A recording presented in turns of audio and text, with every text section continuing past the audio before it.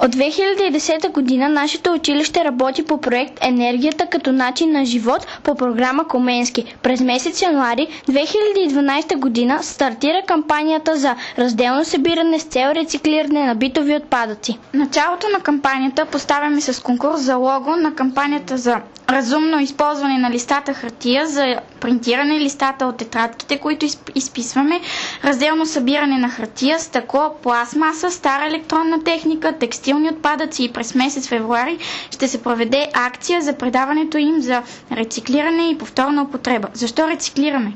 Световната икономика е базирана на високо ниво на потребление на природни ресурси. Основните движещи сили на потреблението на ресурси са икономическия растеж, напредъкът на технологиите и промяната в моделите на потребление и производство.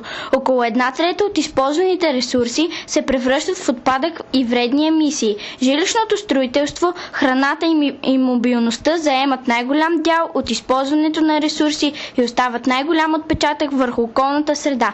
Дългогодишната практика по депонирането на отпадъци оказва за редица вредни въздействия върху здравето и околната среда. Отпадъците представляват и загуба на природните ресурси. Например, метали, стъкло, пластмаса и други подлежат на рециклиране, чрез което се спестява добиването на първични ресурси за направата на нови продукти.